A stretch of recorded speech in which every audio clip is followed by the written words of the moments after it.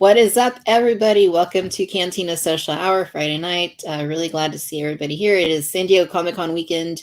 I'm super excited. I'm going to be there tomorrow. I'm going to be hanging out, and come see me if you're there. It's going to be a lot of fun.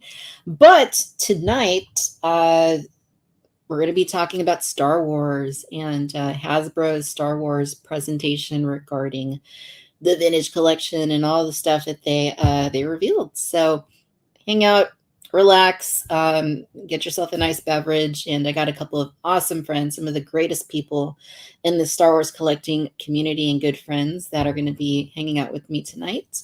So I'd like to welcome on to the show from banthaskull.com, Mr. Chris. How are you doing, Chris?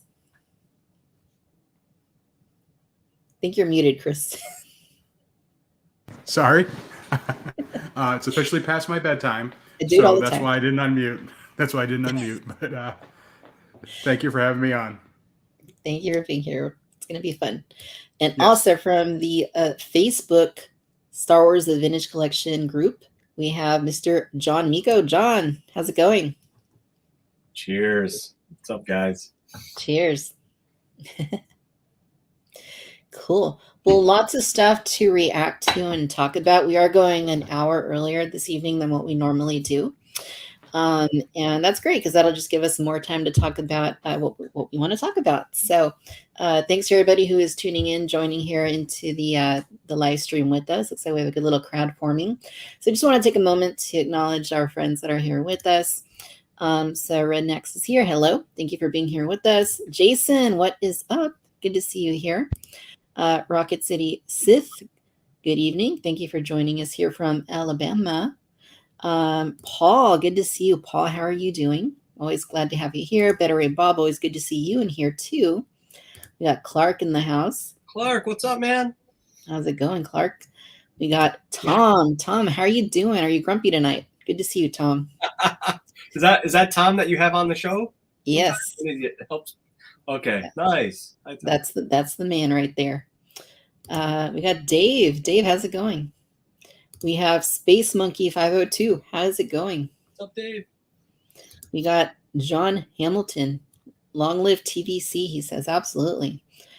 We got Peak Obi-Wan in the house. Peak Obi-Wan, how you doing? Chat. Tom says, hail the bubble. Absolutely. We bow down to the bubble. Darcy and Chuck, how are y'all doing? Good to see you. Thank you for joining us. Chuck. Paul also says TVC is the way. We got Ben Irvin in the house. Ben, how are you doing? Thank you for hanging out with us this evening. And who else? We have Greg. Hey, Greg, how's it going? Good to see you. We also have Nick. Nick, happy Friday. Yeah, an hour early. We're glad that you are here. And 3DPO Customs. Hello, friend. Welcome. Glad you're here with us. Victoria is late because she's so excited about the credit collection. No, I'm not late. I'm early. It's early. But yeah, the credit collection, of course. And we got Jacob in the house. Jacob, how is it going? So good little group forming here. So good evening, everybody. Thank you for joining us. And, we're going to have a good time talking. So yesterday we got official word, guys, that Hasbro is not doing away with the bubbles that, we've all been kind of concerned about. I know that, John, you were doing polling on, what people would scale back on in terms of their purchases if the bubble disappeared. And it was not favorable in terms of the results. And, I'm not sure if there was a concrete plan in place to do that. And then, the voices of the community helped to change course, or if this was always the plan, but either which way, it's good news. So the bubble is staying. Yeah, and I think a good thing to note there is that we can't forget either is I think there was some, not just the fan community, but retailer community that I think Star Action Figures actually had a post about it, just really sharing their concerns over their business and the longevity and survival of even their business. So huge thanks to everyone who supported supported the cause in case it was going to go away. Yeah. And just think of, today we had Pipeline, the first ever Admiral Piet in the vintage collection. Can you imagine if that didn't come with a bubble? Like, we finally get Admiral Piet in the vintage collection, and it would have been in something other than a blister card. That would have been a travesty. Definitely. And, these bubbles admittedly can be kind of pesky. Remember Bubblegate when they were just falling off the cards in 2018? And, every now and then you get bubbles rubbing against, or I guess it's kind of the norm now, rubbing against other cards in the cases and leaving like imprints. Just the magic of how that happens. And then, sometimes they come imperfect. So, bubbles are bubbles and bubbles are going to bubble, but we'll take the bubbles and all their flaws because we accept them as they are and we're happy that they're staying with us. So good stuff, Hasbro. Thank you for I know they certainly listened, even if maybe our feedback didn't necessarily weigh into their decision. They did listen to our thoughts at Celebration and just online and all that. So good job. I think we did a good community effort just in terms of raising awareness that those bubbles are hugely important. You guys know how I feel. I don't think the vintage collection would have lasted more than 2 years without the bubbles, just because of how many extra purchases people make for the in-card collection. I don't think it would have lasted very long. I think the sales would have went. Yeah, the pursuit of the perfect card and bubble makes us buy even more too, right? Yeah. And I know, Victoria, you put it best at one of your sessions with them, maybe Celebration. You talked about it being, considered a heritage. How did you say it? A heritage product, a vintage. Can you recite what you? Yeah, I think something along the lines of it being a historical product that pays homage to like a something that has this legacy, has this heritage that is globally recognized, that is often imitated but never duplicated. And I always say, the vintage collection is the vintage collection because it's the vintage collection. And if you change an ingredient, you end up with new Coke. So we don't want that. We're glad the bubbles are staying. Hopefully now we can get a little bit bigger. We can move on to the next thing. We can get bigger shipping boxes that they're not like rubbing up against each other. But hey, progress is progress. Yes, and long live the Bubble Crush. So it lives on. Yeah, I can't wait to see the next thing you Bubble Crush. Someone mentioned that in the chat. So thanks, Rocket City Sith. Yeah, man. Nice. Yeah. Well, cool. So Comic-Con is going on.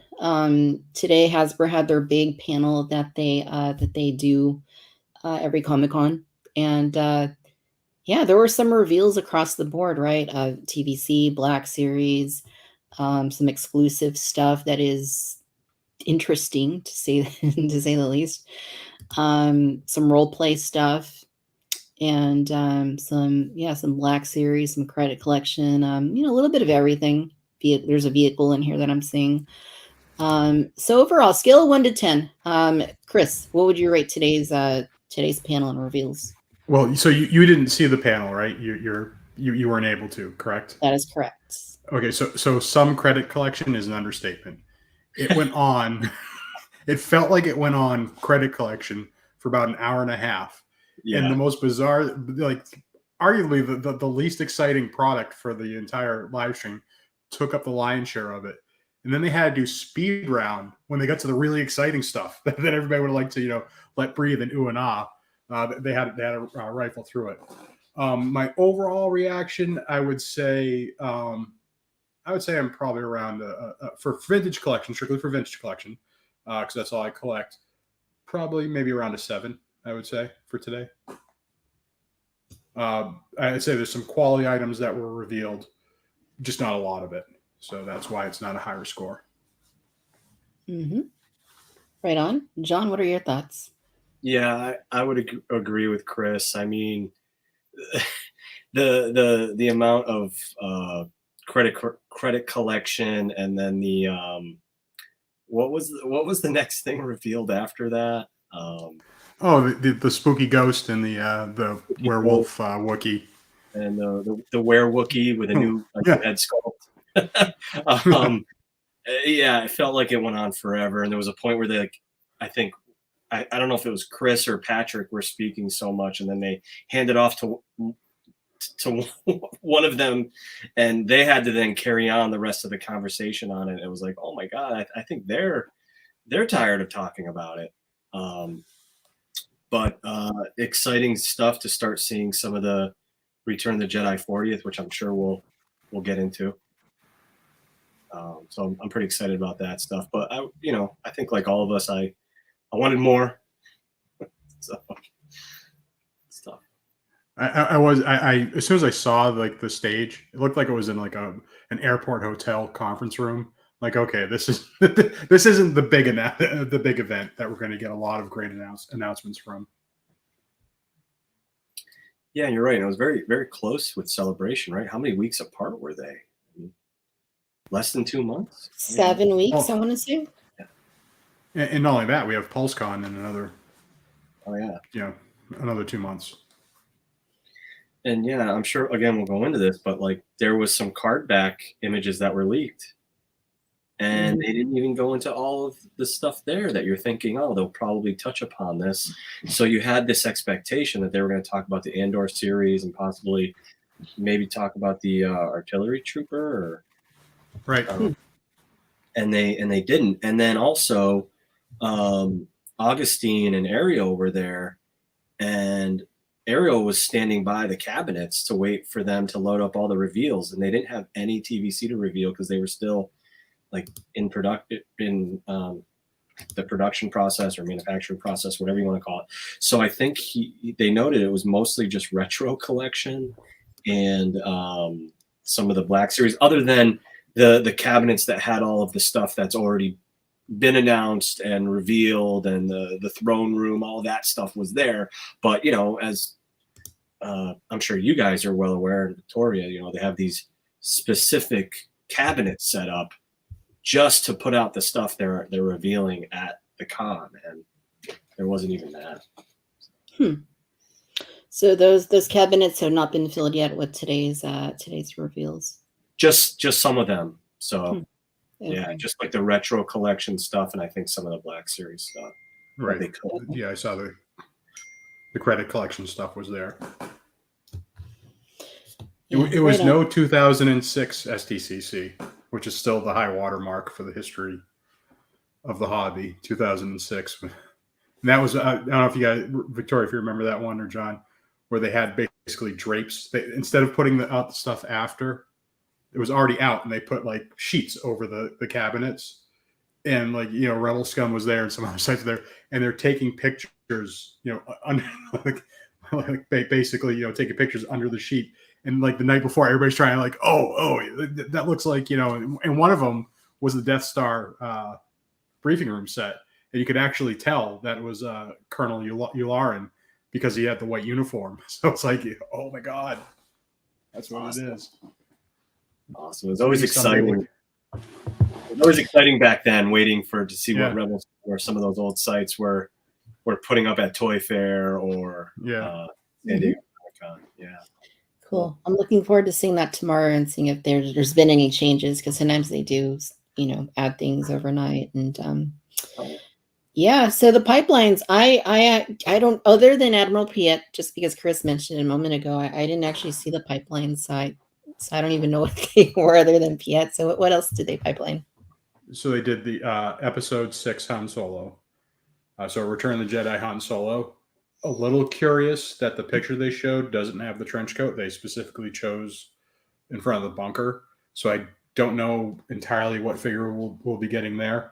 And then we know, and John, I'm not trying to spoil your Q&A, which I'm assuming hasn't been published yet. This Han is not 100% newly tooled. Does that mean 99% newly tooled or 50%? We don't know. I just know there's a lot of people are like, I've seen a lot of people saying, "Oh, great, all new Han episode 6 Han Solo." It's not all new, but that doesn't mean it's going to be terrible. But I think people are going to be really disappointed if it doesn't have the new hips. So hopefully, hopefully it's not taking the Bespin Han Solo from 2011. So hopefully it's not taking that lower body. And then the big one is an all new bike, speeder bike, coming out for the 40th anniversary. Yeah. All new. Okay, so they're not even Yeah. using the old 2012. No. Yeah. Which, go ahead, John. Which just lends further credence to this is something they need to address. Lends further credence to the theory that there's some assets that have been lost, some tooling assets that have been lost, because a lot of people are, why did they spend tooling money when they had pretty much the perfect speeder bike already done? Yeah, and some of our Q&A questions were, as Chris was mentioning, we asked if Han was all new, and Chris said, well, we're going to share more information about that down the road, but I can tell you there is some new there. So it's like, okay, what's ahead? Yeah. And then he talked about the speeder bike and the biker scout, and Patrick mentioned, yes, I mean, with this anniversary, we wanted to do it justice by giving an all new speeder bike. So that's a marketing shtick or what, but he's mentioning and he mentioned, because we haven't done anything and again, I'm paraphrasing, we're going to get it out there at some point, but he was basically paraphrasing that they've neglected it the last 2 anniversaries for the vintage collection. So we're going to try to do this right by giving you some all new stuff. And then Augustine asked about the biker scout, and Chris did mention there's some updated tooling there, but didn't get specific. So curious what that is. I don't know if you guys would know maybe any assumptions that you think could be new tooling on that, other than we know he had a very the other ones had a very wide crotch, obviously, to fit on the bike, but it may have been a bit too exaggerated. But I don't know what your thoughts were on that. So it's a partially retooled biker scout. Maybe the helmet, maybe the head. I don't know. A bigger head. I don't know. Yeah, I mean, that's one of those that kind of really needs a whole new sculpt. Absolutely. Yeah. So I'm curious what he meant by that, and hopefully we'll get more about that. And then we asked them really quick. We asked them, are we going to see more of Return of the Jedi 40th? And he kind of reiterated that we said that this is kind of the start of our revealing of what we're doing for this, iconic anniversary that, again, we've not done a good job in the past. So can't wait to see what else is to come. Hopefully a Velkin. That would be the time, if any. Please, God, please. Yes, vote for Velkin if you haven't already. Please do. Right. Yeah, that's cool though. Speeder bike. I saw something mentioned somewhere about maybe a clone trooper. Was there a clone trooper that was shown or mentioned? Pipeline. All new phase 2 clone trooper. Finally. It's funny. They show up in the Andor trailer, and we're getting a all new phase 2 clone trooper. So it took Andor to make that happen. And the picture they showed is the all white. So basically no unit markings on it, which does give me a little bit of a cringe factor, because that all white clone trooper from TVC1 was one of the biggest peg warmers that we had there for a while. Because people obviously for phase 2 you want 501st, the 212th. You want one of those really shock trooper. You want those really identifiable ones. I'm not even convinced. It's a point of debate. I'm not even convinced that an all white phase 2 clone trooper appears in Revenge of the Sith. I know once. Yeah, in the bubble turret when Mace and Yoda and Obi-Wan are going to gunship. You go hang out with Brett. I'm going to tell you that's an overexposed first elite clone trooper who was on Coruscant. That's what that is. So yeah, but obviously with it appearing in Andor, it makes it more relevant. So I was going to say that. Yeah, they appeared. I think we'll do a lot better this time around. So it could be on an Andor card then, possibly. Oh, true. Yes, I would imagine. Good point. I kind of like the idea of the all-white clone. It's kind of like a reset on the sculpt, right? So reset on the clone. Start off with what came first, just the white. Like like if you go back to like 2005, right? It was the white clone, the ROTS number 41, I think it was. Yep. Just like a white, super articulated clone. I kind of like that. I think that makes sense for like a recent. This is awesome though. Like this is like really exciting. Like I've been pestering about the clone trooper for a while, and I think they're always like, maybe. Like, so this is cool. This is good news. That's right. You've talked about it a lot. I know Tim has talked about it a lot. Brett has talked about it a lot. So it's great to. Yes. How's that for having it on hand? Very good. Very good. You understood the assignment, Chris. Yes. Nice. Cool. I'm going to take a little gander here into the chat here and see what our friends are talking about. LBT, glad that you made it in. Good to see you. 66 Jedi Knight. After the viewing of the presentation, I did the Willem screen. Very nice. 3DPO, VAC, Metal, 3PO, and R2. Was that for... I missed that one. The retro collection, I believe. Okay. Nice. Yeah, and we actually talked a little bit. Augustine talked about that in the Q&A, and they did mention, there's more of that to come, and he was asking if we could start seeing more of that in TVC. So obviously they mentioned that, okay, we've done it with the Pram, with Grogu, and we're looking for ways to infuse it more. I didn't know they did it with a helmet. What helmet did they vac metalize? Was it Mando's? Was it? Chris mentioned that they vac metalized a helmet. I was like, huh? So not the Black Series helmets. He said helmet. I think he meant Black Series helmet. I could be wrong. So I don't. That's the only one that's like kind of metallic. I guess that would be it. Anyway, yeah, but all those examples they gave though are of static pieces, right? The Pram, the helmet. Exactly. We need to see if they can do it on an articulated figure without a chip, because that's the real issue. Is that it supposedly chips off on the articulated figures. So that's the one we need to see. That throne 3PO, if you remember it didn't have where on the knee where he had the articulated knees, but that wasn't vac metalized, and it was kind of a little conspicuous. Right. Yeah. 66 Jedi Knight. I hope the Rebel Commando figure comes with multiple heads. Was this another pipeline?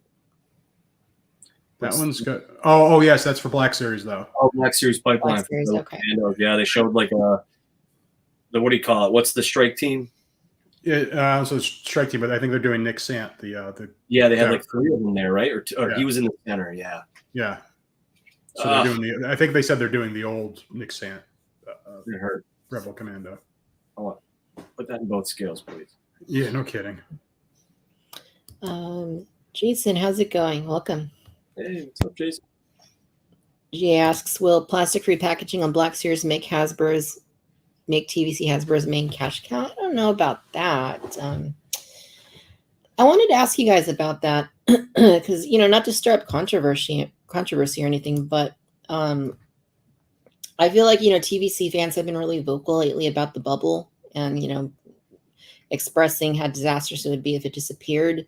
But during that time, I haven't really seen a lot of Black Series people saying the same. I feel like they just mostly accepted that it was going to be going away, the plastic on Black Series packaging. But now that Hasbro announced its sting, I'm seeing a lot of people, like Black Series collectors, upset that's changing for that packaging. I don't know if that's just my observation. But like I didn't hear any complaints about that up until yesterday. Yeah, I wouldn't have known because I don't run in those circles. I keep to the cool group, the TVC group. But I did almost Schadenfreude a little bit. Went to Jason's tweet about it because I knew that would be the Yak Face's tweet about, because I knew that would be the most traction. Just reading the meltdown about the plastic repackaging for Black Series, they seem pretty upset, and it's less about our concerns with. It seemed to me it's less about our concerns with the display and more about not being able to QC the product before they buy it. Exactly.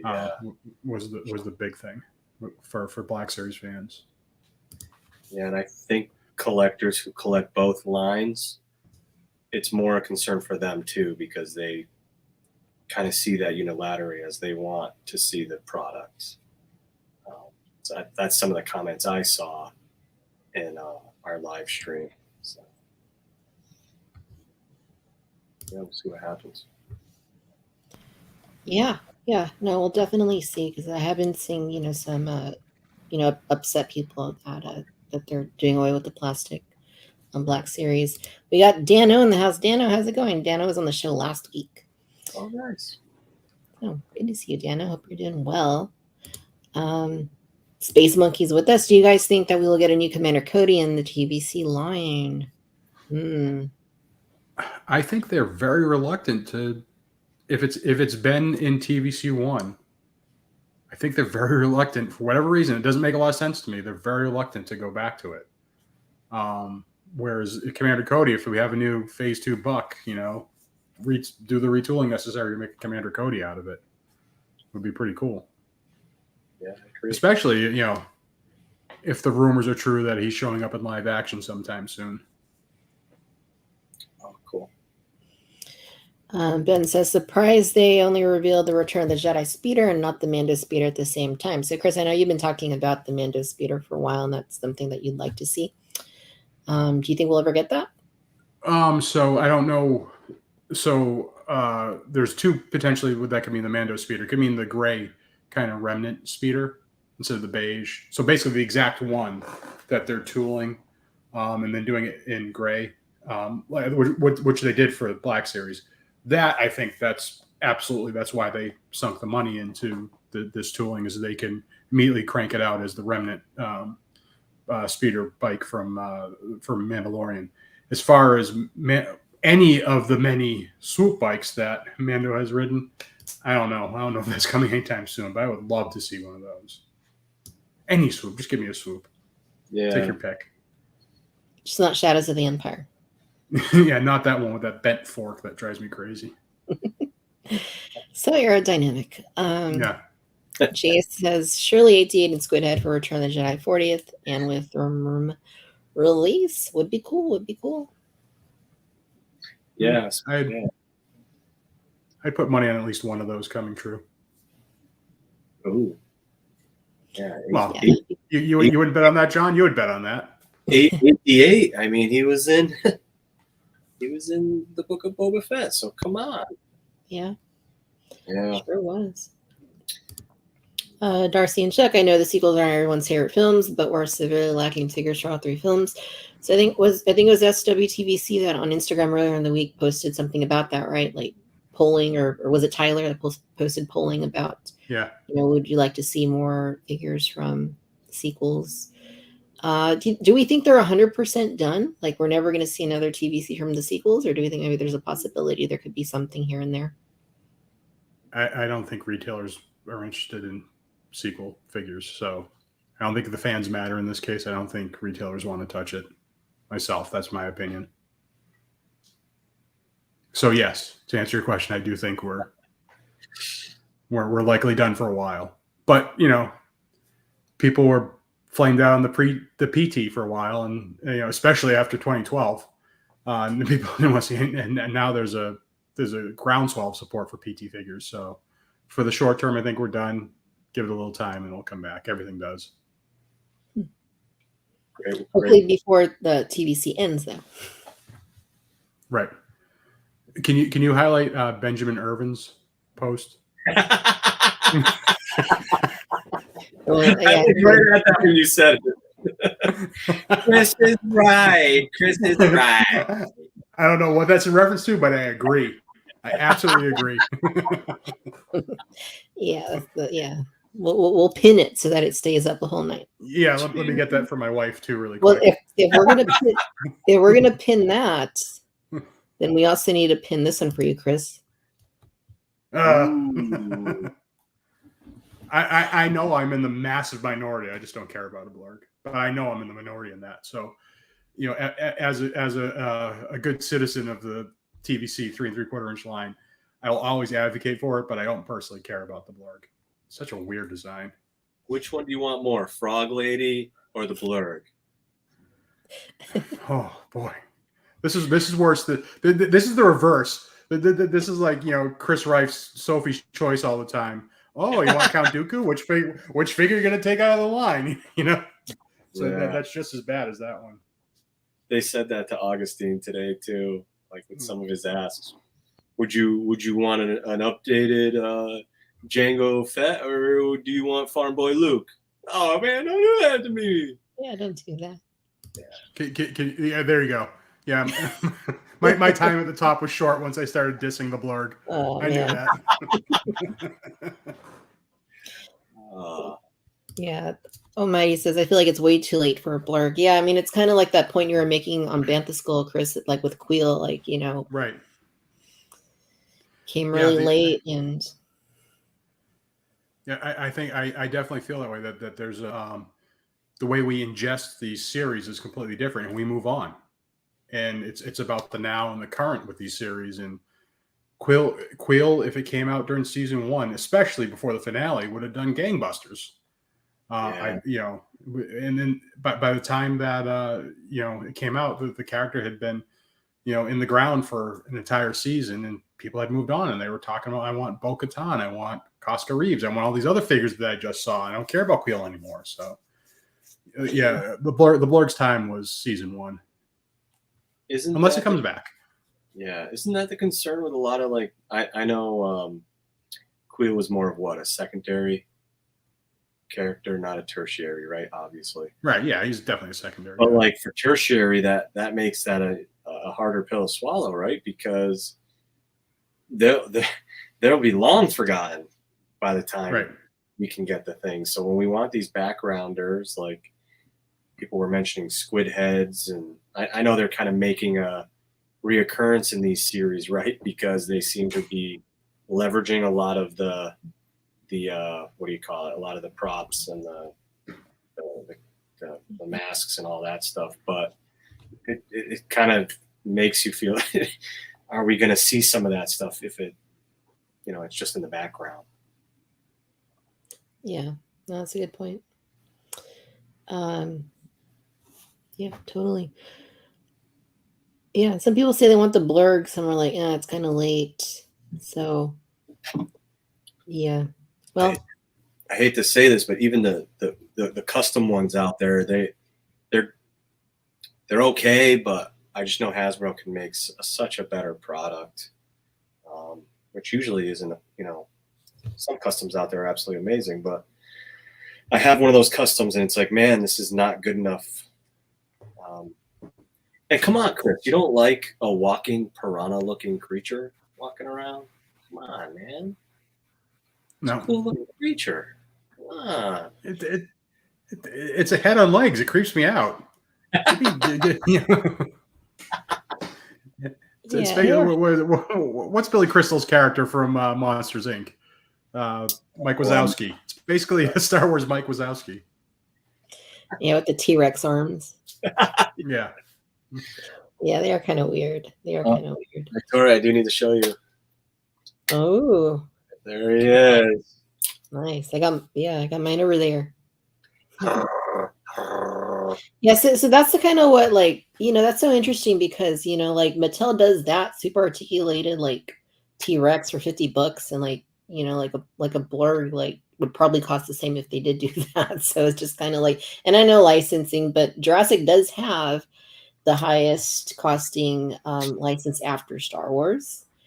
But so it's just interesting, and I'm sure I know, John, a little bit about like factories and stuff and all that, how that like factors into that. But it's just interesting how that disparity exists.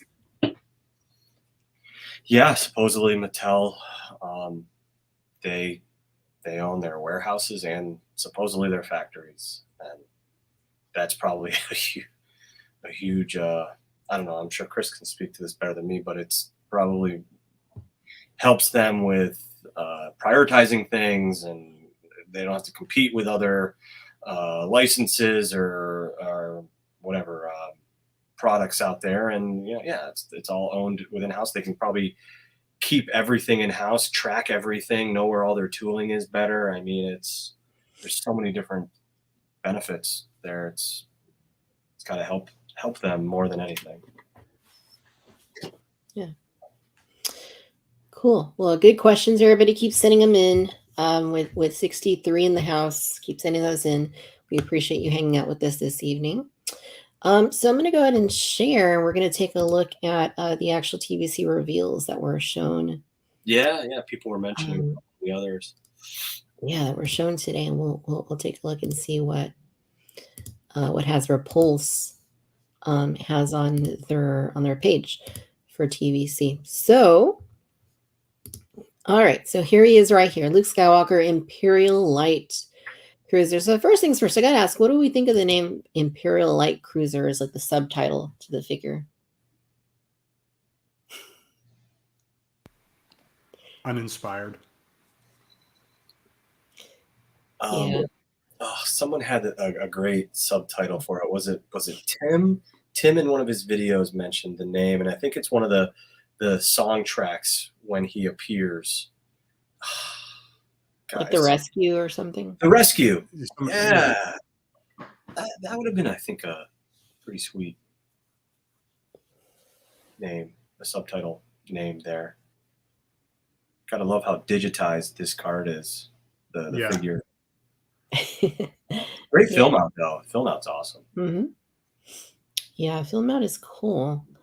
And the figure, from this image, definitely looks interesting. Looks like it's got a new head. Did they say if the full body is new, or is it repurposing any of? It's repurposing some stuff, but if you go one more picture in on that, you can definitely tell it's got the rockers right there. You can see the rocker on the back foot there. Oh, yeah. It does look like if it's using the arms, it does have the better tucked in hinge point on the hands. It doesn't have it's not that lightsaber construction Luke, which they unfortunately reused for the Endor Luke, where the joint is sticking out too far. So looks pretty decent, I think. I'm not sure about. Go ahead, John. I'm sorry. I was just going to say he's got the loop lightsaber hilt that Luke Crate has. It's kind of neat. Yeah. So you can attach that a little easier. Yeah, the lightsaber looks neat.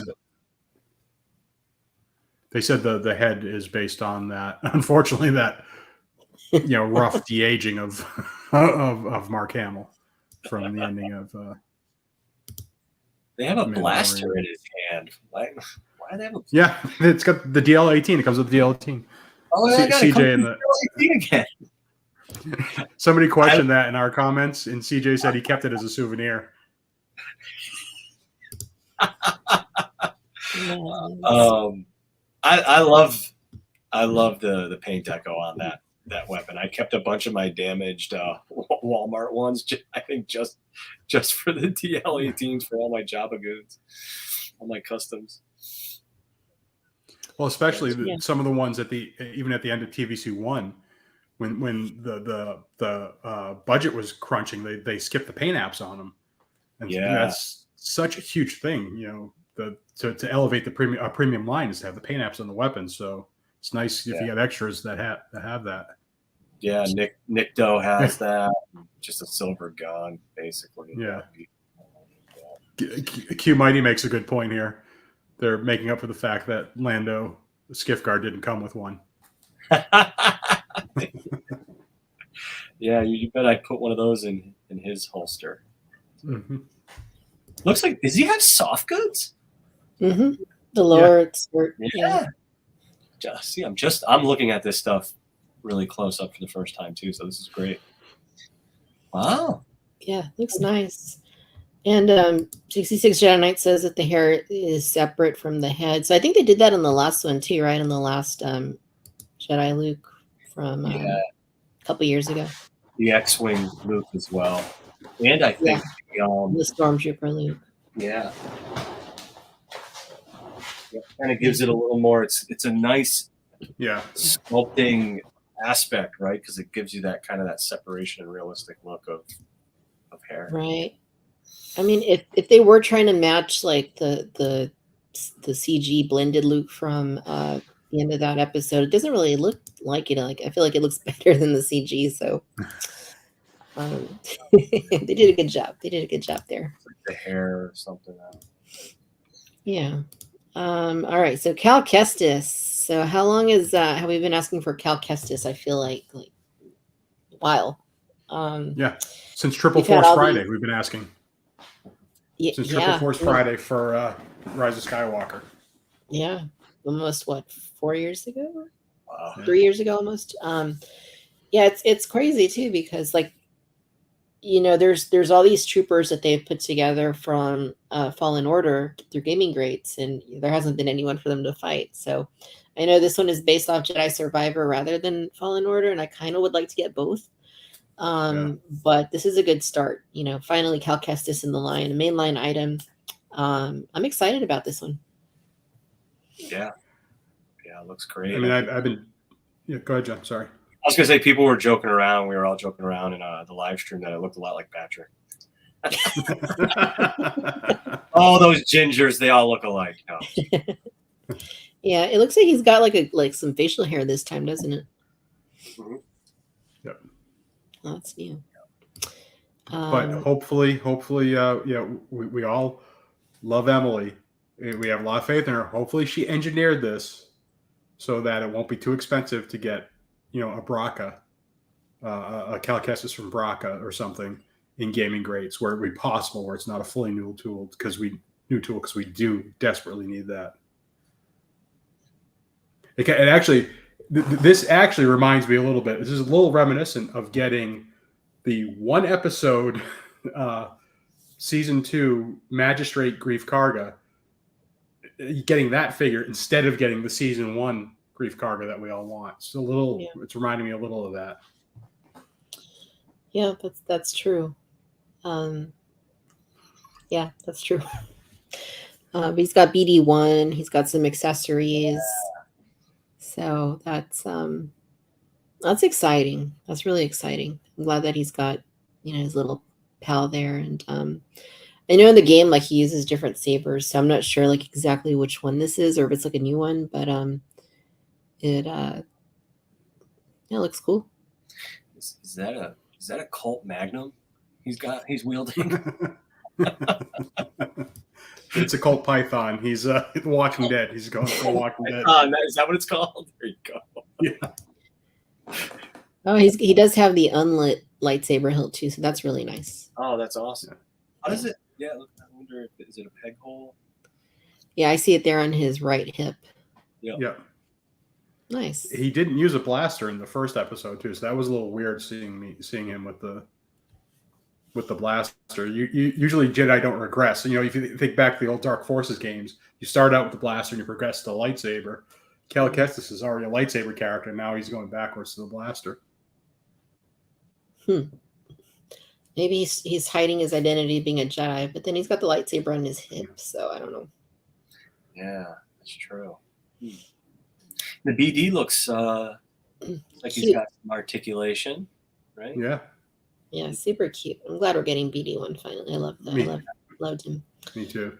People are very excited for that. Yeah, that's the kind. I know, like when you go to Galaxy's Edge, they have like the BD units and like the BB units and the astromech droids. But I think it'd be cool if they could find a way to do like a BD one, like an actual scale one that you could interact with and stuff. It'd be a lot of fun.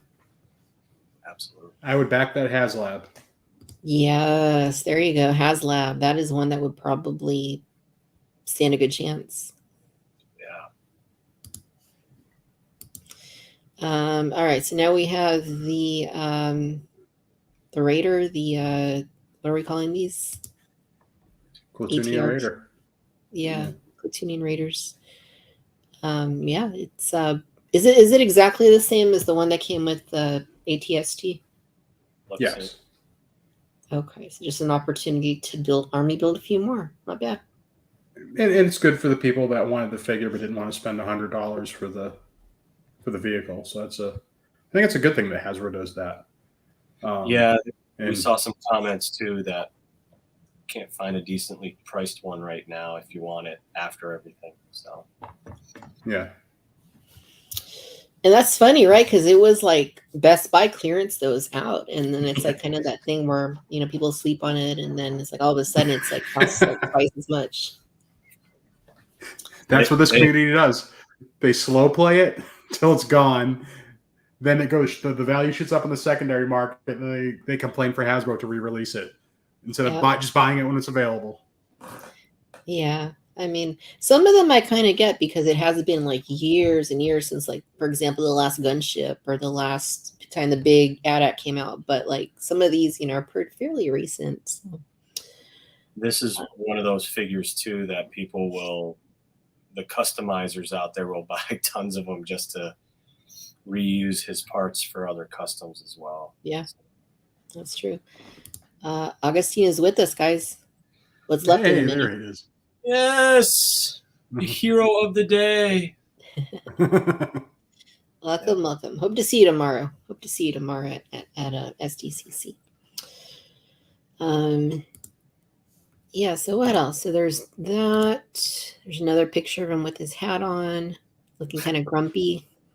And Emily was talking about, right, how he was like more of a concept character, right? I don't think we saw him actually on the screen, but he's supposed to be in that, obviously the ATST, but it was more of a concept design. So they paid homage to, I think, the ATST driver card back. And help me out here, Kenner Diehards, like that was just a picture of the ATST on the card, right? Why do you have to go to Kenner Diehards, John? It just came out. That's right. We had it in the line. That's right. I'm forgetting. Sorry. But yeah, we had it reissued. That's right. Sorry. Long week. But anyways, so she was talking about at the panel about how because it was a concept, this and that, and they paid homage to the ATSD driver card back. Is there a picture of the card back here? No. Oh, okay. Well, it's the, as we know, it was in like the At Night in the Woods picture of the ATSD. Ah, okay, with the red eyes. Yes. Yeah. That's cool. Yeah, that's really cool. So that's all the TVC that are on here. There's another one. It's the Boba Fett Starship. Oh, yeah. Oh, Up okay. there. Yeah, there you go. All right. What's the real name of it? The gunship something? Oh, the fire spray gunship. Fire spray gunship. That was Starship. Yeah. So you guys will have to fill me in on this one. What is different about this Slave One or Boba Fett Starship compared to other than the figure being in there? But what is different about the actual vehicle? Is it paint or? I don't know. Yeah. So Chris was saying because it's been stored for so long in Jabba's palace, it's got this older, kind of more, I don't know, rustic. I don't know if I'm using the right words, but it's got this older kind of deco look to it because it's been sitting around for a while collecting dust. Should it, like, I'm trying to think if I kept my car in the garage for like a few years, would it look the same? I don't know. You gotta cover it though, right? Oh, I guess. I mean, how long? Okay, I'm still trying to like figure out the timeline, like between Return of the Jedi and this moment where he goes to get his ship. Like, how long is that? Is it like, I don't know, a few years? I think. Like, I didn't think he was with the Tuscans for like that long, but maybe he was. Yeah, right. The whole time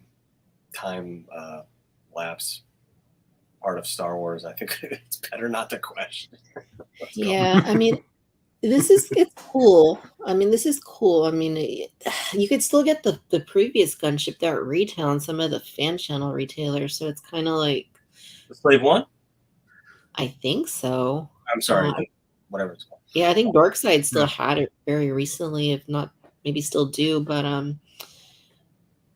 yeah, you can see the wings are like way dirtier and darker, and yeah, I mean, I think it's cool, I guess. I just kind of feel like if it's just going to be a repaint, then maybe something else could have possibly been more worthwhile, like the gunship, or I don't know, something that's been gone for a while. Like, I mean, it's neat. It's neat that the figure is included here, but I don't know. I guess it's just so recent too that it's kind of like if they brought back, like, I don't know, Luke's X-wing with a little more deco on it or something. I'm not sure. Chris, you were saying another one, right? What's that? You were saying you were interested in it, right? Oh yeah, I'm definitely going to get one just so I can have one for, you know, it's kind of off screen here, you know, my Empire Strikes Back display, and then put this next to the throne room set that comes out. You know, like have like one display that just continues from the throne room right to this Slave One parked, you know, not in flight mode. I think it'll make a cool display. And I just think they're taking advantage of the fact that it's the hot, you know, it's in the public consciousness right now. I think that's why they're doing it. And, you know, I don't think Pulse has it in stock. I don't think so I know Victoria said Dorkside might have had it in stock recently, but a lot of places have sold out from it. I mean, they sold out the initial run of the repaint, then they did a second run and it sold out. So I think they're just taking advantage of the market right now. Cool. We asked about if Nomad Fett there, whatever his name is coming carded or loose. Patrick mentioned he's coming loose, and they mentioned the fact that, you know, they alluded to the fact that, you know, they don't want people to feel that they have to spend so much money on something to get a carded figure. So there could be more in the future to a possibility to release him on a card. Okay. Yeah. I don't want to spoil your Q&A, John. Thank you for letting me listen to it in advance. But I thought Patrick had a great phrase. You know, as marketing guys do, he said, we didn't want a firewall numbered vintage collection. That's what he said. Figure firewall behind an expensive vehicle. I'm like, oh, that's how he said it. Thank you. Yeah, I mean, that's cool too, because this is a new sculpt, right? I presume. And usually when they do the pack in like figures with the play sets or, you know, the vehicles, there's like some element of them that's like repurposed. So that's kind of nice that they had that logic in creating this. We'll buy it, twist our arms. Did they say a price on it? Because the last one was $150, I think. Yeah, someone in the comments said $199. I don't know if that was a guess or if that information's come out. Oof. Yeah, I mean, I can see that in the case. That's the Morak. I'm guessing the Morak lower body there, the Boba Fett the Target exclusive Boba Fett Morak there. The one that I missed, of course. Oh, what's that? Black Series one right there? No. Oh no, that's Vintage Collection. I see the logo. Jesus. Yeah. So, you missed the Target exclusive Morak? Yeah, I think that was one of those that they said it's going up at this time, but then it didn't for like another 30 minutes. You're right. You're right. And I remember I was at work and I was like trying to get it. I'm like, okay, well, my break's over. Like, shoot, can't stay on here all day. Yeah, but yeah, no, it looks great. The figure really does look astoundingly good. Yeah, I dig it. And I'm happy we finally have, you know, a decent sized gaffy stick, you know, compared to the ones these really short ones that we've been getting, you know, figures. Yeah, so bad. Yeah. So what else? So that was TVC. I know, you know, we're not going to really like spend much time on Black Series, but was there anything that maybe stood out to you guys regarding maybe something that's in Black Series that isn't yet in TVC? Mando season 1 Mayfeld. I was like, that was a tough one to be like, and of course, you know, whenever you see something in one of the lines and not in the others, you're hopeful that they can scale some of the digital tooling to the other line. So yeah, and they're doing Grogu on his own. what do you call it, his own packaging, his own figure. So without somebody else, there he is. Yep, there he is. Dunkin' Donut. HK87. That one kills me. The HK87 because we have the awesome Ahsoka Corvus figure with nothing for her to fight whatsoever. Mm-hmm. So all we can do is pose her, sitting cross-legged with Grogu. There was a point where they were showing so much Mandalorian product for, I think, the Black Series, that people in our live stream were like, that's it for TVC. There's going to be nothing else revealed. Oh my God, this is so terrible. It was like, guys, they're just showing you the Mandalorian stuff. They're going to move on to the next media, right? But there was a lot of stuff shown, and yeah, I wonder if they still have the tooling for like HK47 or HK50. Like, I mean, those would be, if they still do, those would probably be easy ones to like get into gaming grades, and people would army build those. The last time was a Build-A-Droid, or yes, yeah. So makes you worry. Makes you worry about that, because that was long time ago. Seen much of that, and we still have not seen any figure from 2008 through 2009 that wasn't brought into TVC 1.0. So anything from 2008 2009 that wasn't brought into TVC 1.0 has never been re-released. Right. So do they have the assets or not? What was when was the Death Star, or what's his name? The Death Star. When was the last time? Was brought. He came out at the tail end of TVC 1 in the 3-pack with in the 3-pack, Snaggletooth and the Tusken Raider, the villain set. Yeah. So he was brought into TVC 1. The Hot Soldier was brought into TVC 1 in a 3-pack. That again goes back to this conversation where when you own your warehouses, you probably keep better track of things and take care of things better. Yeah. If that's the case. I wonder, like, if that was like a Q&A question, if they'd be able to like speak to that on any level. Again, I think they need to address it, because fans are feeling neglected in some cases because of the figures that a lot of fans need access to those Legacy Collection figures. They're too expensive in the secondary market, so they're feeling neglected by the fact that Hasbro will release the Padawan Anakin that nobody would have any access, any problem getting on the secondary market. That they'll re-release that, but figures that go for a fortune that fans do need to get, new fans need to get access to, so they don't have to pay north of $60 on eBay to get them. And Hasbro's just not listening to those requests. It's better to hear that. I think it's better for the fans to hear we don't have those tooling assets anymore than feel like they're being ignored. I think fans feeling like they're being ignored is, alienating them more. Sure. Yeah. And Legacy.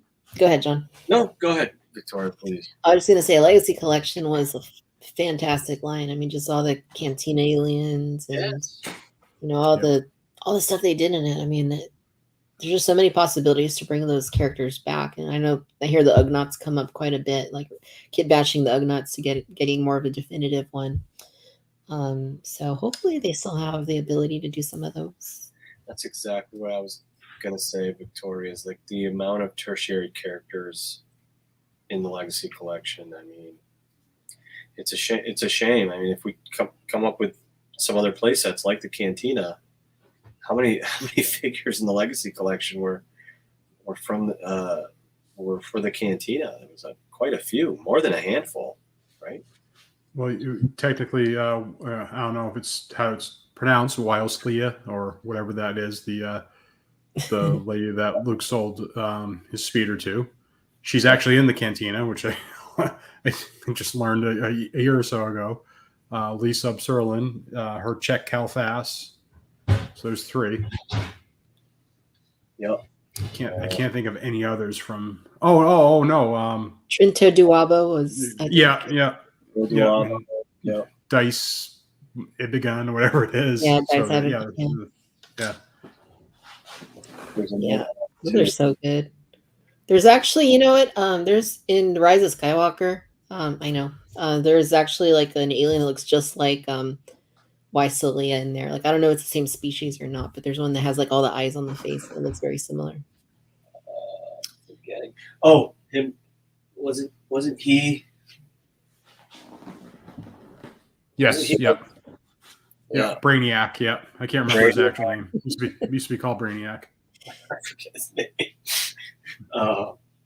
Yeah, he came with one of the like bar sections. I think one of the little corners.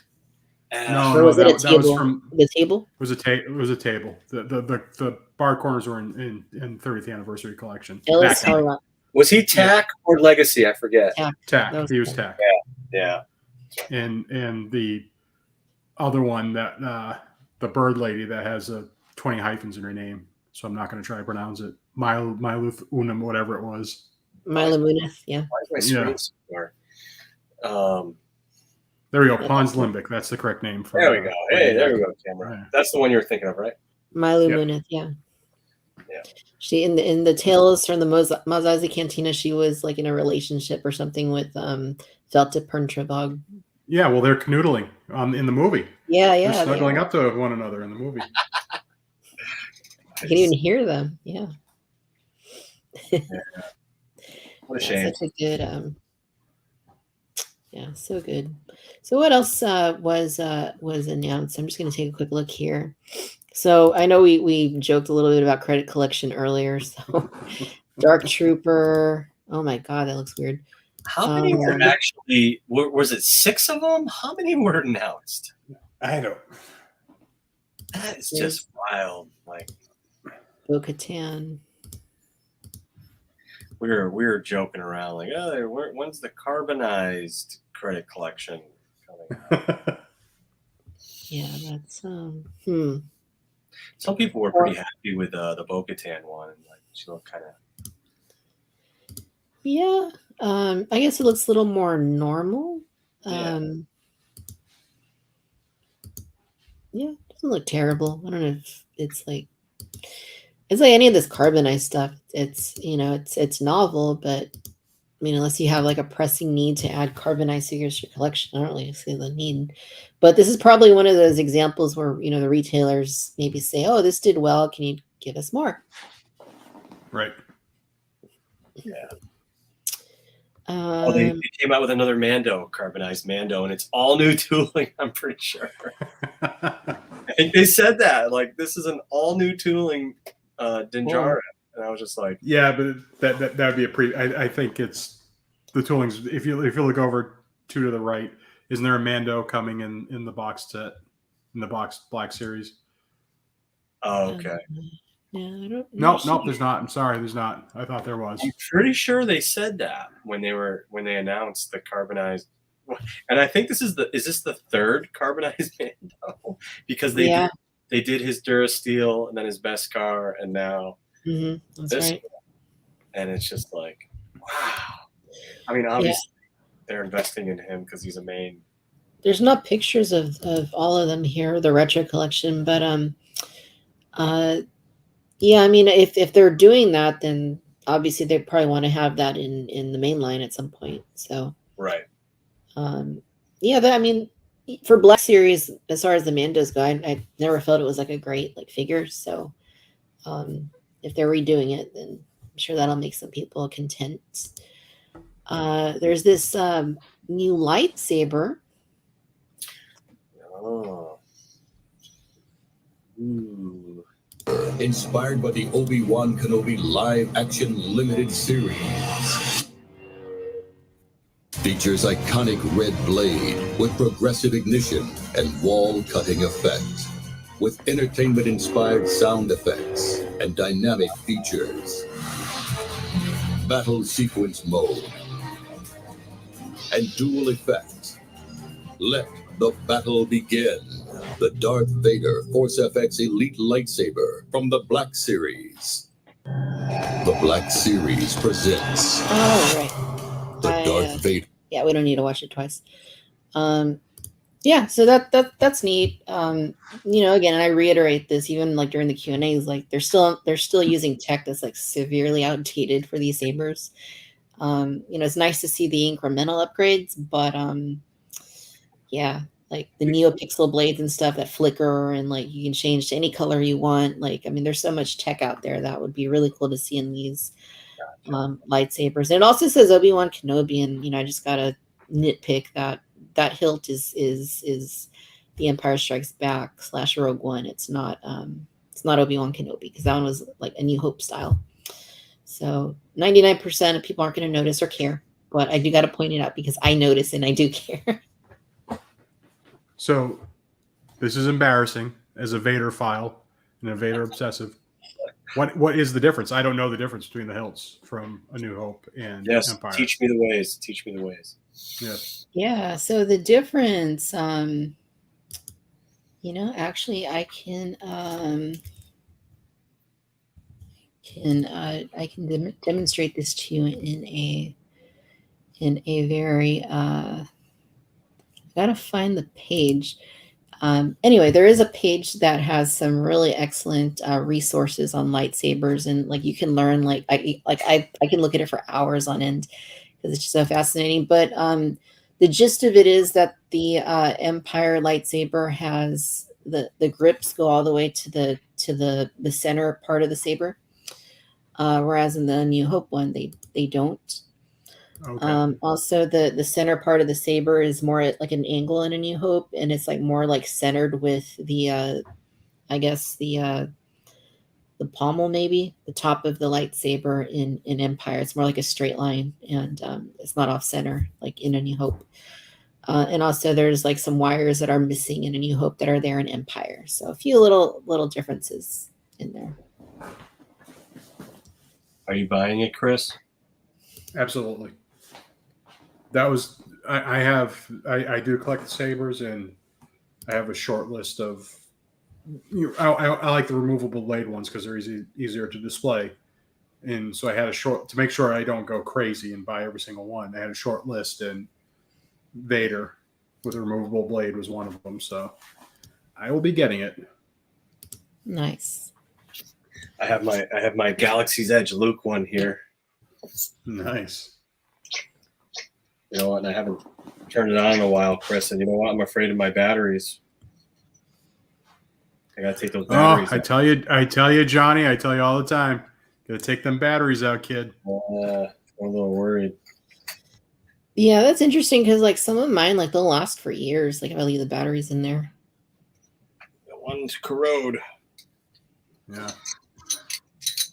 But yeah, I have Luke's one. I would love Kenobi's, and I would love Vader's, of course, too. Thankfully, Chris, I don't think my batteries are corroded. Good. But I think they're dead.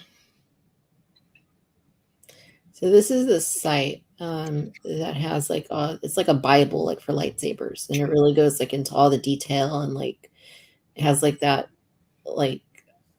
arrow thing on the I don't know what the right terminology for that is. Like that looks like the brackets.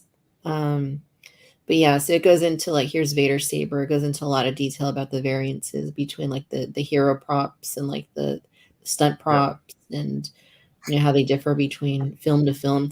The thing I learned that was really interesting on the site, like there's the New Hope one right there. The grips don't go all the way to the top. The thing that was really interesting to me is that the Return of the Jedi saber, or like most of us like that have looked at the lightsabers always imagine the Return of the Jedi saber as like being like kind of unique. But it's actually like not even like the hero prop in Return of the Jedi. So I thought that was very interesting. You can read more. I'll put it in if anybody wants to spend time on that, I'll throw it here in the chat. But it's just a really cool resource because if you want to know anything about lightsabers, this is the place to go and read about lightsabers. Wanga. Somebody asked when they can pre-order all these cool stuff. It's tomorrow at 5 p.m. Eastern. Nice. So 2 for Victoria. And I guess that means, 7 a.m. on August 3rd for Tim over in the UK. Gotta love those time zones. Cool. I'm going to do another run here through the Q&A, and then I guess we can wrap our conversation. But yeah, let's go and take a look here and see what our friends here in the chat are discussing. Yeah, lots of great comments and questions in here. So Jamie says that the Saga line was their favorite because of the variety. And yeah, that line did have a lot of different focuses at the time. Which one? Because we have the 2 Saga lines. The officially named Saga in 2006 and the unofficially named Saga for the blue card from 02 to 04. Right. Whenever I see Saga like this, I always assume it's the 2002 to 2004 line, but Jamie can clarify for us. Chaz is excited that the bubble is saved. Chaz, what's up? What's in the box? Just Capstar asks, why did Wave 12 release before Wave 11 of TVC? I don't know which one is Wave 12 or which one is Wave 11 because I go by year. The Kenobi case came out before the Din Djarin Morak case. And one thing I think we know now is their TVC numbers for the Kenobi series line up lower and in sync with everything else we've received. So was that maybe a miscommunication or an error on retailers' parts? That's the only thing I can think of. Right. Yeah, that makes sense. And it might have been a case too. Is there's also a possibility Hasbro could have prioritized it too to time with the media. If it was a logistics issue, they could have prioritized to have one leapfrog the other. What amazing pictures! And if you have not seen Chris's photography on banthaskull.com of those, definitely go check that out. There's some great work there, my friend. Yeah, it's delightful. Tom says that the fire spray gunship is 150 on BBTS. Brett the Fett says, need that Fett on a card back, only one TVC figure on a Book of Boba Fett. And that is true. I noticed that the other day and was technically from the Mandalorian post-credit scene. Right. Yeah, that is interesting how there's just one. It's always funny when this comes up. Yeah, Fennec is kind of lonely up there. I'm looking at her on the wall, and she needs some more Boba Fett friends to hang out with her. Q Mighty says, comparing TVC Cal to the Black Series, one from the first game, I think they would need to do a new head, torso, left lower arm, and lower legs to give us his Fallen Order outfit. Cool. Here's another request for the blurg. We're gonna get the blurg. No, we're not.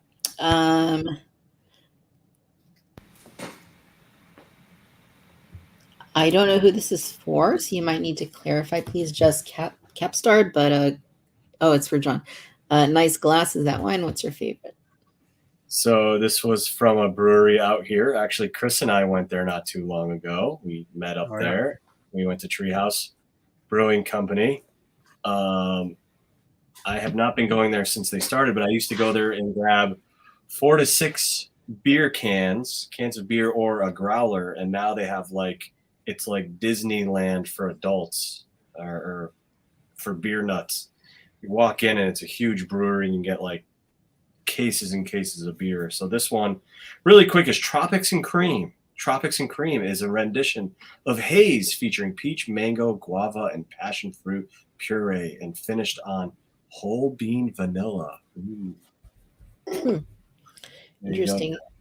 I'm seeing a lot of years here. So here's 5 years, 5 years, 4 years, 8 years, 5 years. I think this is in reference to the time gap from Return of the Jedi to Book of Boba Fett. I mean, I know it's 5 years like between like Mandalorian and Return of the Jedi, but I still don't figure like how long the whole Boba Fett story like takes place. Yeah. Like I don't know. How long was he in the Sarlacc? Was it like for a year? Like, because you're slowly digested over 1,000 years. Was he like alive for a lot of that time? Like, who knows? Yeah. All we can do is yes. By the way, the official images dropped while we were doing this, and Boba Fett Starship is indeed $199.99. Ooh, okay. Good call to whoever threw that out there. Yeah. Yeah, that's about what I expected. You know, like for TVC, I always do one to keep in the box and one to open. I might have to make an exception for another slave one to just buy one. Yeah. And, you know, not do that because, yeah, it's a lot of money. But, yeah, it's cool.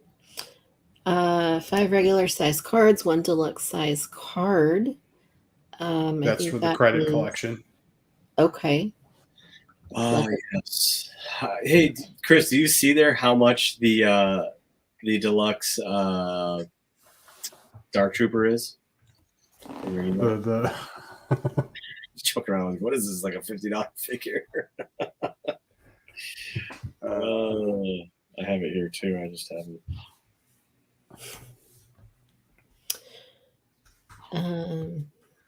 The dark. Oh no, sorry, I'm on the rescue set. The rescue set 75. We already knew that.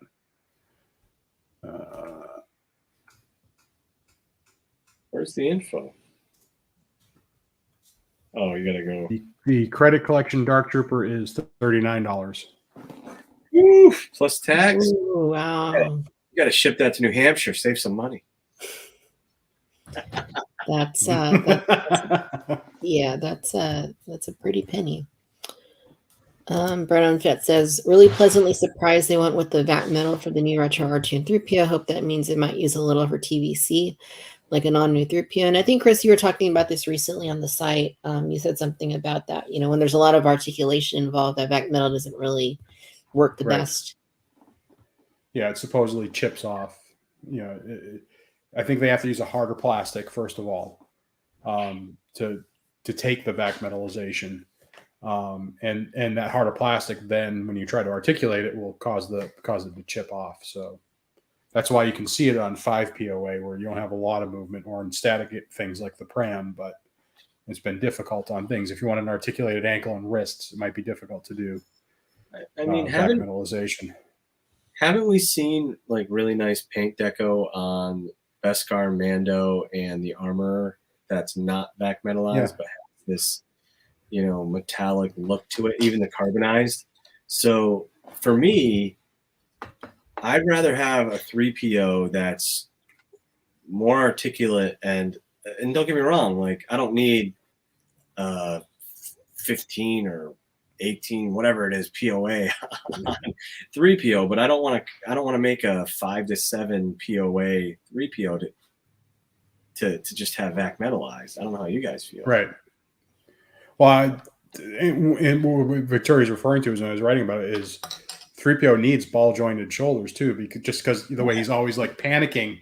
Yes. You need that posability. Yeah. Right. So he does need he doesn't need the new T-bar hips and all that stuff, but I think swivel hips are fine. But he needs I'd say he needs the 14 points of articulation, the standard super articulation at a minimum. Yeah, my favorite one is still the Revenge of the Sith 3PO. I know they repacked him a couple of times over the years. That's still my favorite, like one like that I would use like in a display like over any of the other ones.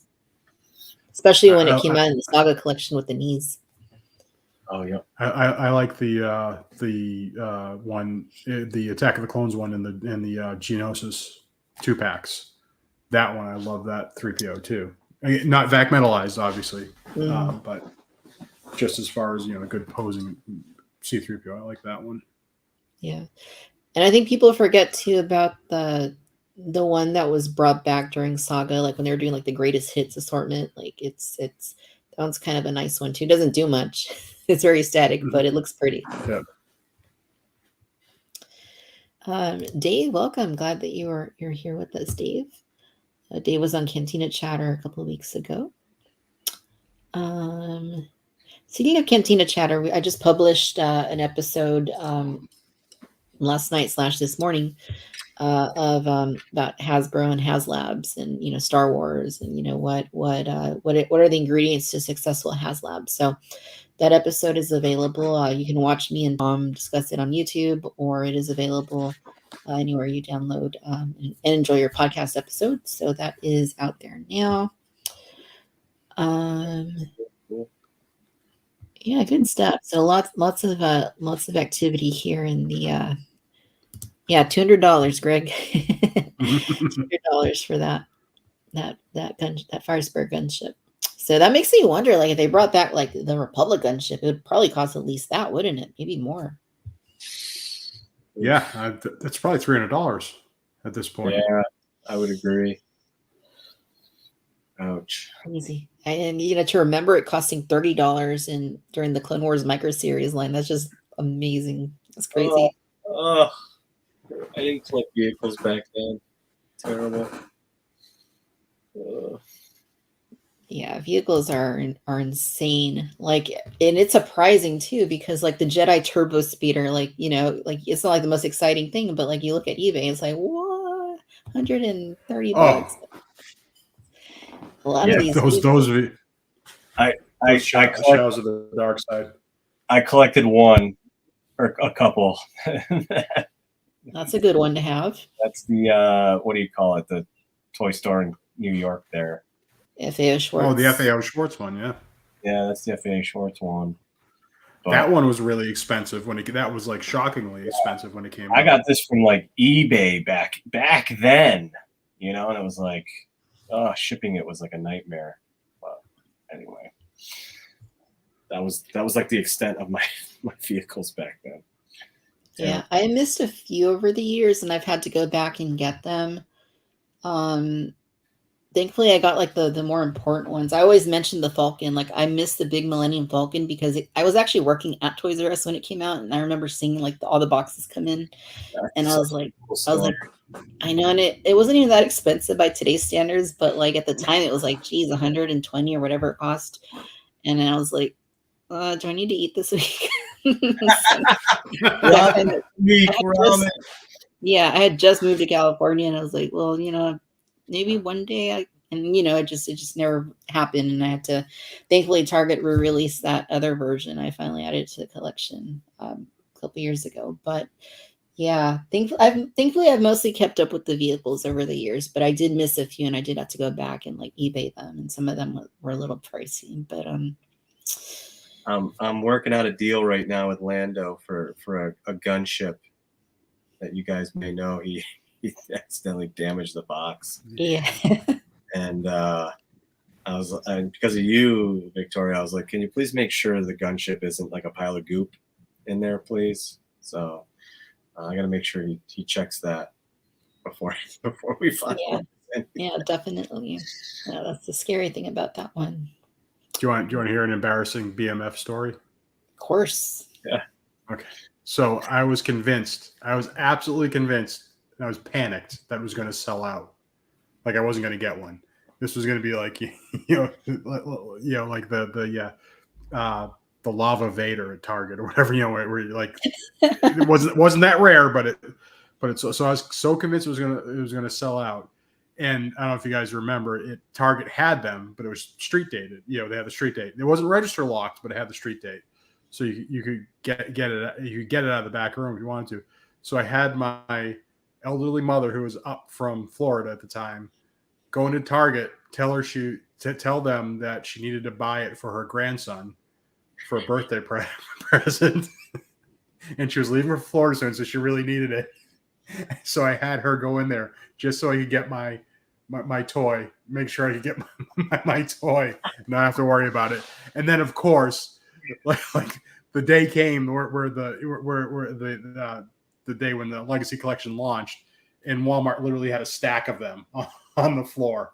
Like, so there was absolutely no risk. But I was convinced it was going to sell out, and I was never going to get one. So I had my elderly mother lie at Target to get it out of the back room. What our mothers have done for us for this hobby. Yeah. Right? Yeah, and some of that stuff really has been like limited, like the Imperial shuttle, like John, like the Target version that came out a few years later, like that one was severely limited. And I remember the day it came out, like I think it was like a Black Friday thing, and I was working, and so I couldn't go like right in the morning to go look for it. And I was calling around Targets. There wasn't like Brookseek at the time or anything like that, so I was calling Targets like, hey, do you have this? Do you have this? Do you have this?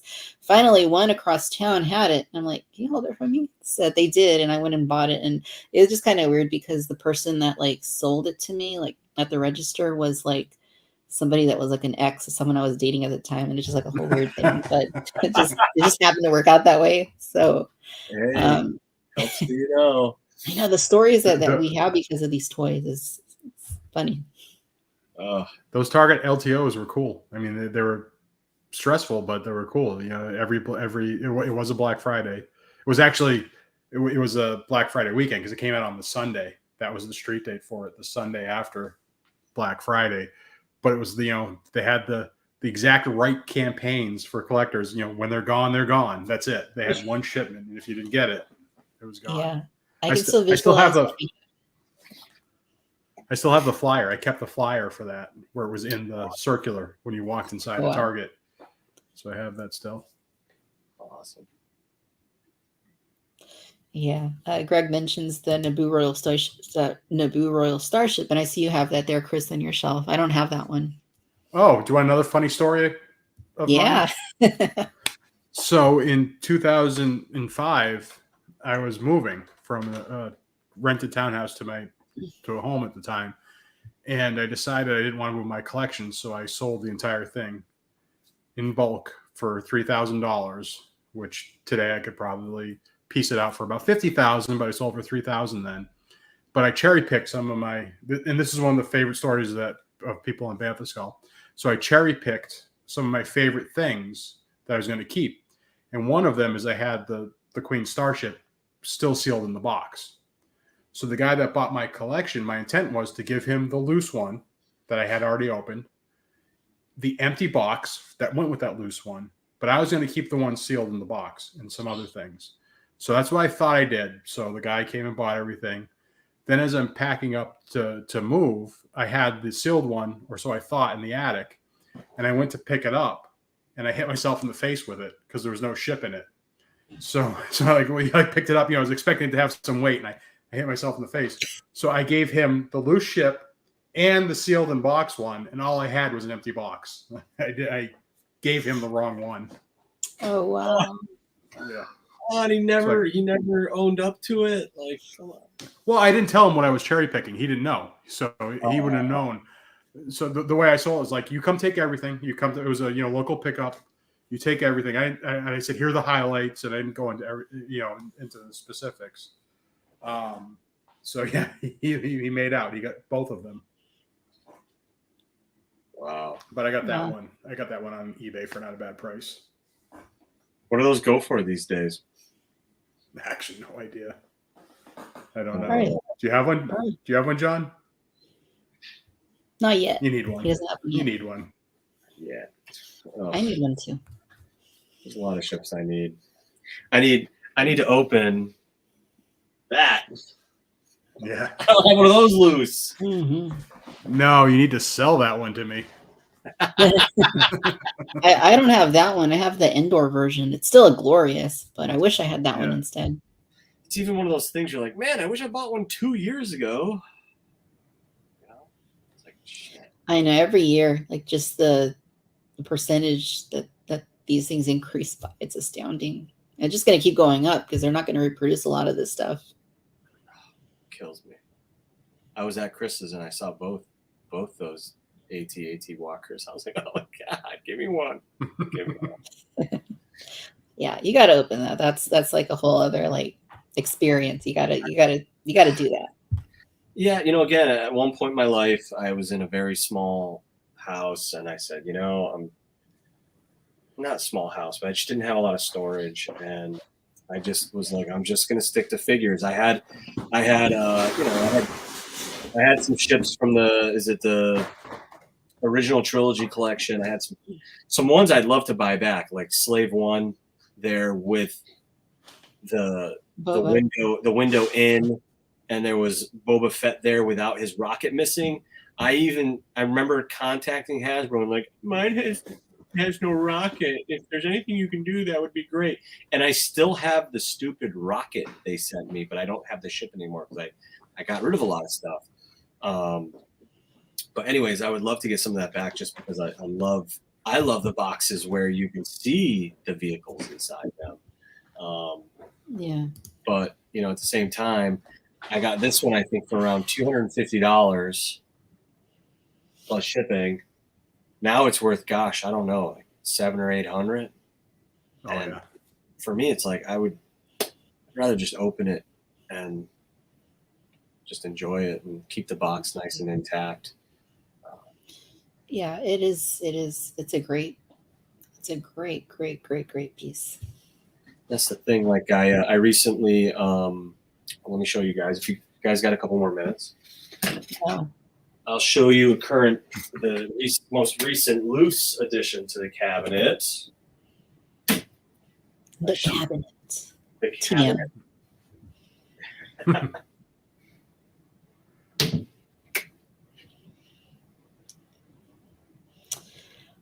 Fancy.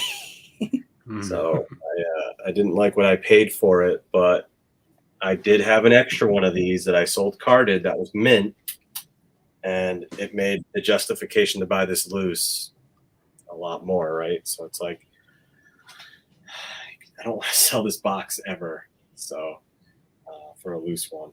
But anyways, yeah, this is pretty cool. It's Jar Jar, but I wanted a loose representation of everything in TVC in the cabinet. So there you go.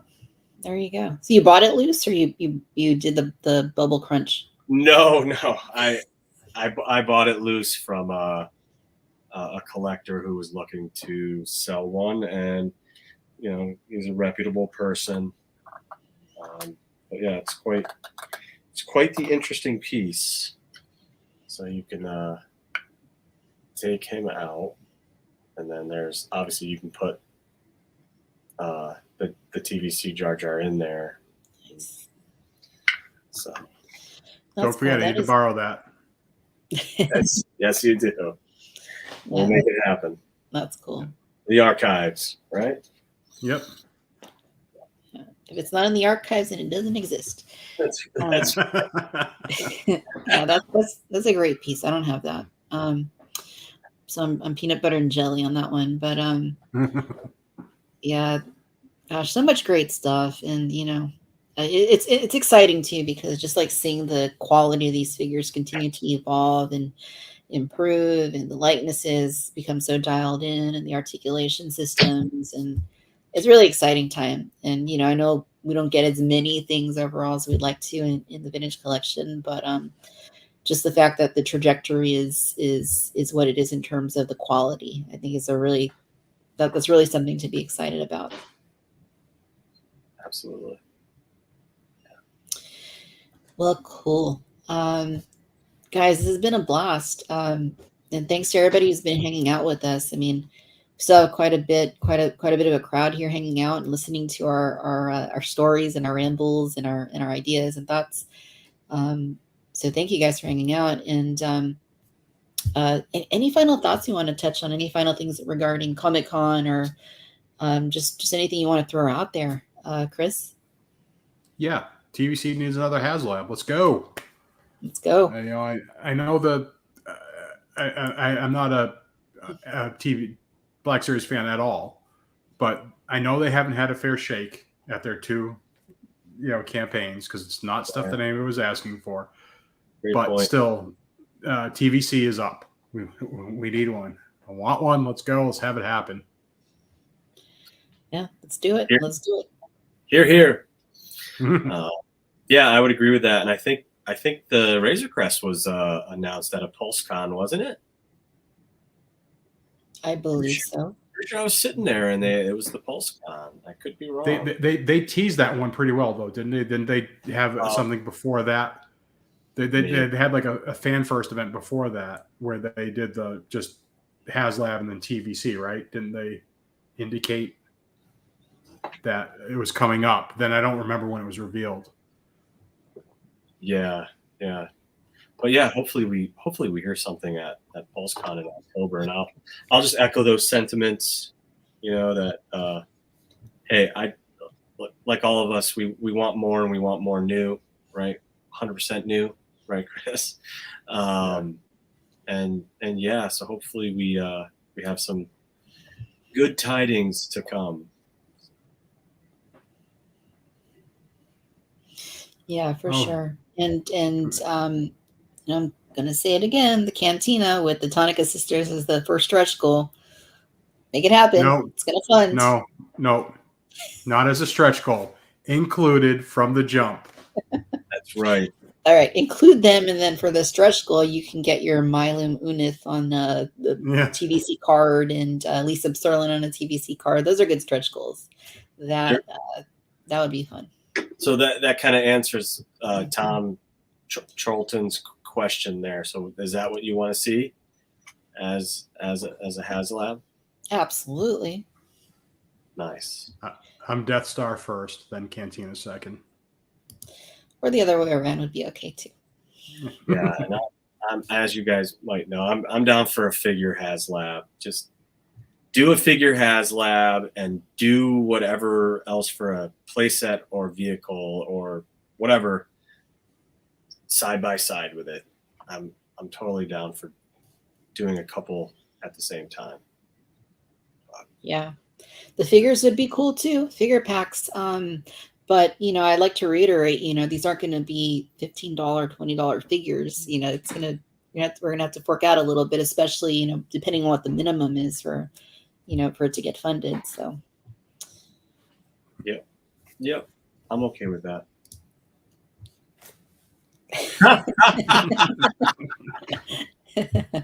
Screenshot that for the wife, Chris. Yep. Mary, good to see you. Yeah, Mos Eisley has that. Would be awesome. So I'm assuming nobody wants the other sail barge. The other sail barge. The Canto Bite sail barge. Oh, forgot about that. Yeah, no, sorry. Yeah, maybe 10,000 HasLabs down the road that they can get to that one. Maybe 20. Maybe in the multiverse of some sorts, I'd want that. Some dark version of John Miko. Yeah, for sure. Well, cool. Any other final thoughts, John, that you would like to share? No. Thanks for having us, and like we mentioned, we're going to have our Hasbro San Diego Comic-Con Q&A out in the next few days, so people can see some of the questions that we talked about here, and Chris was smart enough to remember the actual answers. But anyways, thanks for having us on, and I really appreciate you having us here. Yeah, no, thank both of you guys. It's been a while since we've done one of these, and with Comic-Con going on, this is the right time to do it. So, Chris, where can our viewers here go to look you up on the interwebs? So banthaskull.com. As sometimes I joke, http://www. Yeah, we're a traditional website. We're not hip and slick like you social media people. So yeah, banthaskull.com, but also on Twitter as banthaskullcom, unfortunately, and Facebook and Instagram as banthaskull. Awesome. And John, where can our viewers go to find you on the interwebs? Yeah, as you mentioned, Star Wars, the Vintage Collection Facebook group. Also on Instagram at The Far Side of Endor. And I did put out my first produced video a couple weeks ago on YouTube, John Miko TVC. I don't know how you guys do it, Victoria, and I can't imagine how much time you spent producing videos. So I give you a lot of credit. Obviously, Chris, the website and photography and all that, I can't imagine that either. But wow, making a video and hearing your voice and seeing yourself, it's just not fun. So I give you a lot of credit. Yeah, you got to get past a little awkward stage. Like, oh, that's what I sound like. Oh. Well, anyways, yeah, that's where you can find me. Awesome. Well, cool, guys. Thanks so much. We'll have, once this publishes, because anybody will be able to rewatch it. Once it publishes, we'll have links in the description. And if you are going to San Diego Comic-Con, come say hi. I'll be around the Hasbro booth.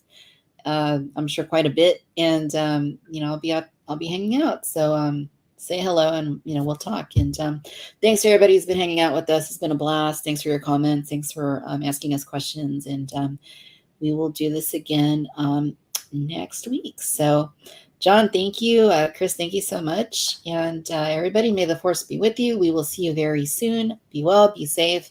Have a great weekend.